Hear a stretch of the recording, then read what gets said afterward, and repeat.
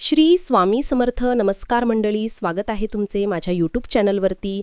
आजचा दिवस तुम्हाला खूप छान सुखाचा, आनंदाचा जाऊ हीच मी स्वामींच्या चरणी प्रार्थना करते आणि आज या नवीन व्हिडिओला सुरुवात करते. येत्या 20 ऑक्टोबरला म्हणजे सोमवारी आलेले आहेत नरक चतुर्दशी आणि नरक चतुर्दशीला अभ्यंग स्नान केले जाते. आपल्या हिंदू धर्मामध्ये नरक चतुर्दशीला विशेष महत्त्व आहे. या दिवशी यमराज आणि भगवान श्रीकृष्णांची पूजा केली जाते. तसेच दिवाळीचे पहिले स्नान हे नरक चतुर्दशीला केले जाते. याला अभ्यंग स्नान असे म्हटले जाते. आपल्या भारतीय संस्कृतीमध्ये अभ्यंग स्नानाला विशेष महत्त्व आहे. अभ्यंग स्नान म्हणजे तेल लावणे किंवा अत्तर लावून स्नान करणे. हे नरक चतुर्दशीच्या दिवशी पहाटे उठून सूर्योदयापूर्वी केले जाते. नरक चतुर्दशीच्या दिवशी पहाटे भगवान श्रीकृष्णाने नरकासूर नावाच्या राक्षसाचा वध केला होता. हा एक राजा होता आणि त्याने स्त्रियांना बंदी करून आपल्या कैदेत ठेवली होती. त्याच्या वधानंतर कृष्णाने या स्त्रियांची सुटका केली होती आणि जेव्हा श्रीकृष्णाने नरकासुराचा वध केला तेव्हा नरकासुराने कृष्णाकडे एक वर मागितला की जो कोणी या दिवशी सकाळी मंगल स्नान करेल त्याला नरकाची बाधा होणार नाही. कृष्णाने त्याला वर दिला आणि म्हणून नरक चतुर्दशीच्या दिवशी पवित्र आणि मंगल स्नान करण्याची प्रथा आहे आणि या स्नानाला दिवाळीचे पहिले स्नान म्हणून सुद्धा ओळखले जाते. नरक चतुर्दशीला स्नान केल्याने शरीर आणि आत्मा हे दोन्ही शुद्ध होतात. यंदा अमावस्या तिथी ही 2 दिवस असल्यामुळे आपल्याला नरक चतुर्दशी सोमवारी म्हणजेच 20 ऑक्टोबरला साजरी करायची आहे. पंचांगानुसार नरक चतुर्दशी तिथी 19 ऑक्टोबरला रविवारी दुपारी 1:51 सुरू होणार आहे आणि दुसऱ्या दिवशी म्हणजेच 20 ऑक्टोबरला सोमवारी 3:44 समाप्त होणार आहे आणि म्हणून उदय तिथीनुसार 20 ऑक्टोबरला सोमवारी नरक चतुर्दशी हा सण साजरा केला जाणार आहे. नरक चतुर्दशी ही दिवाळीच्या 1 दिवस अगोदर येते म्हणून या दिवसाला छोटी दिवाळी असे सुद्धा म्हटले जाते. या दिवशी लोक अकाली मृत्यूपासून वाचवण्यासाठी यमराजाच्या नावाने दिवा लावतात. या दिवशी हनुमानांची पूजा करणे देखील खूप विशेष मानले जाते. धार्मिक दृष्टीने नरक चतुर्दशी हा दिवस अतिशय महत्त्वाचा असल्यामुळे या दिवशी स्नानाला विशेष महत्त्व असते आणि म्हणून या दिवशी अनेक जण पवित्र गंगेवरती जाऊन स्नान करत असतात.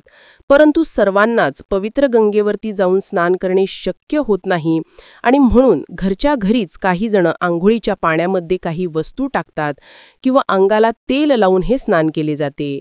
नरक चतुर्दशीच्या दिवशी आंघोळीच्या पाण्यामध्ये काही वस्तू टाकल्याने आपल्यामध्ये जी काही नकारात्मक ऊर्जा आहे, जी काही शत्रुबाधा आपल्याला झालेली आहे, जी काही शत्रू पीडा आहे ती नष्ट होते. माता लक्ष्मीची कृपा ही आपल्यावरती प्राप्त होते आणि आपल्यावर धनवर्षाव करते.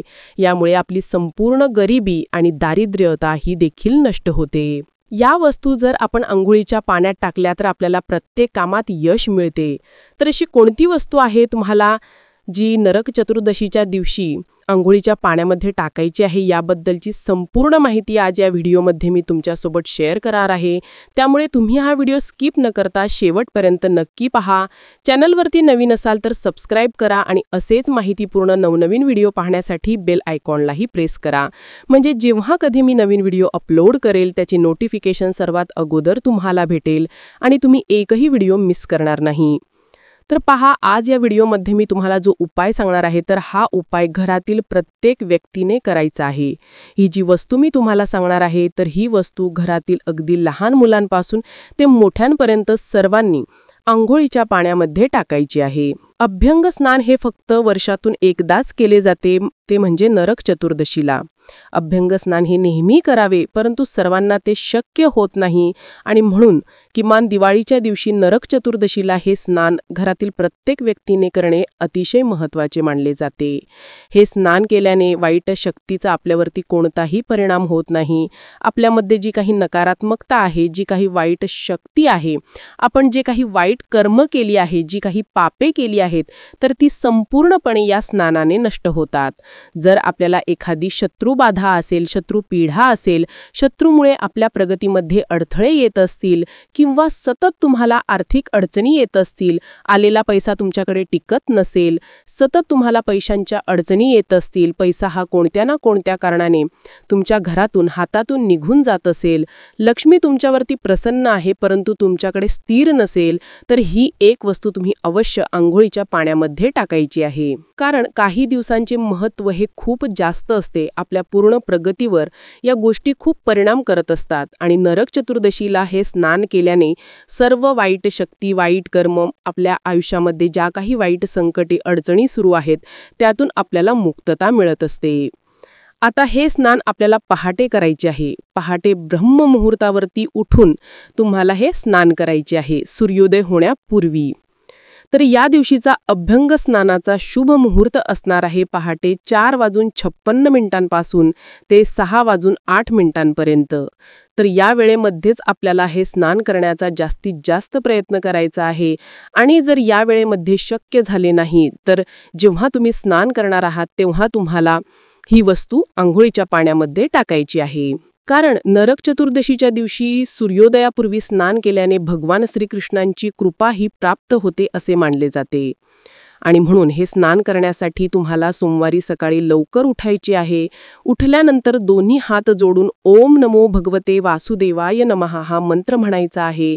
भगवंताचे आभार मानायचे आहेत की त्याने आपल्याला हा दिवस दाखवला. यानंतर तुम्हाला अंघोळीचे पाणी काढायचे आहे. अंघोळीचे पाणी काढताना अगदी कडकडीत पाणी घेऊ नका, कोमट पाणी तुम्हाला घ्यायचे आहे. आणि जर तुम्ही या दिवशी अंगाला उटणे लावणार असाल तर ते अगोदर तुम्हाला सर्वप्रथम संपूर्ण अंगाला उटणे लावून घ्यायचे आहे. आणि यानंतर तुम्हाला अंघोळ करताना अंघोळीच्या पाण्यामध्ये 2 हिरव्या वेलच्या टाकायच्या आहेत. यामुळे माता लक्ष्मीचा आशीर्वाद हा आपल्याला प्राप्त होतो.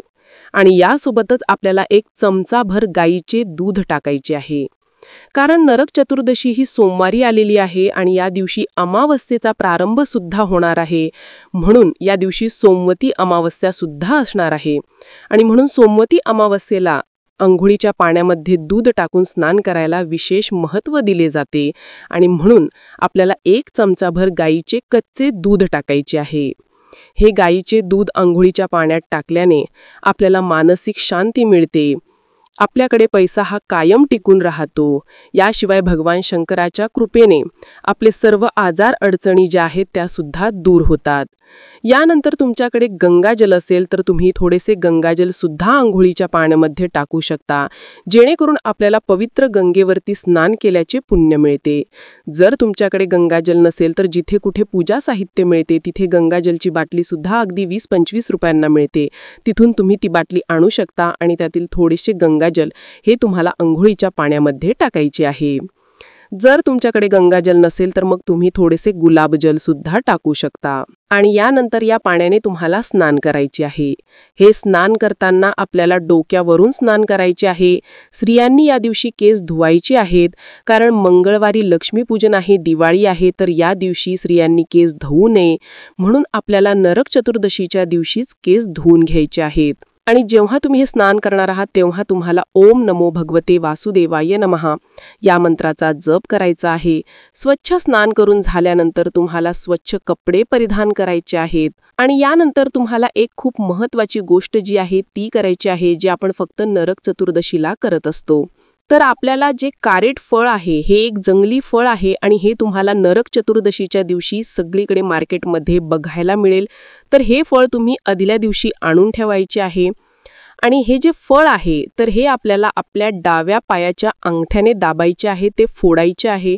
फोडल्यानंतर त्याचा थोडासा रस जो आहे तर तो तुमच्या जिभेला लावायचा आहे. आणि त्या फळामध्ये बिया असतात तर त्यातील 2 बिया या तुम्हाला तुमच्या डोक्याला लावायच्या आहेत. आणि यानंतर हे फळ उचलून तुम्हाला घराच्या बाहेर फेकून द्यायचे आहे. तर अशा पद्धतीने तुम्हाला या काही वस्तू अंघोळीच्या पाण्यामध्ये टाकून स्नान करायचे आहे. आणि हे जे कारेट फळ आहे तर ते सुद्धा आपल्याला फोडायचे आहे. असं म्हटले जाते की या दिवशी जर आपण डाव्या पायाच्या अंगठ्याने हे कारेट फळ फोडलं तर आपल्यापासून सर्व नकारात्मकता जी आहे, जी काही वाईट शक्ती आहे ती दूर राहते. तसेच आपल्या आयुष्यात जे काही शत्रू आहेत, शत्रूंचा त्रास आहे, तर तो सुद्धा दूर होतो. आणि म्हणून तुम्हाला हे जे फळ आहे तर ते फोडायचे आहे. त्याचबरोबर या दिवशी संध्याकाळी तुम्हाला यमदीपदान सुद्धा करायचे आहे. यमदीपदान केल्याने आपल्या कुटुंबावर वाईट संकट, विघ्न, अकाली मृत्यूचे संकट येत नाही. म्हणून आपल्या घरामध्येच दक्षिण दिशेला आपल्याला एक दिवा लावायचा आहे. तर तुम्ही एक कणकेचा दिवा बनवायचा आहे. त्यामध्ये दुहेरी कापसाची वात लावायची आहे. दिव्यामध्ये थोडेसे काळे तीळ घालायचे आहेत. प्लेटमध्ये तांदूळ घ्यायचे आहे. तांदळावरती हा दिवा ठेवून तुम्हाला प्रज्वलित करायचा आहे. जोपर्यंत हा दिवा जळत राहील तोपर्यंत जळू द्यायचा आहे. दिवा शांत झाल्यानंतर तिथेच राहू द्या. दुसऱ्या दिवशी तो दिवा उचलून तुम्हाला एखाद्या मोठ्या झाडाखाली नेऊन ठेवायचा आहे. परंतु असे यमदीपदान जे आहे तर ते आपल्याला करायचे आहे. नरक चतुर्दशीच्या दिवशी स्नानाला आणि दीपदानाला खूप महत्त्व दिले जाते आणि म्हणून हे दोन्ही उपाय तुम्हाला न चुकता करायचे आहेत. व्हिडिओ तुम्हाला आवडला तर लाईक करा, चॅनलवरती नवीन असाल तर सबस्क्राईब करा आणि हा व्हिडिओ आपल्या मित्रपरिवारासोबत जास्तीत जास्त शेअर करा. चला तर मग भेटू असेच पुढल्या एका नवीन व्हिडिओमध्ये. तोपर्यंत सर्वांना श्री स्वामी समर्थ.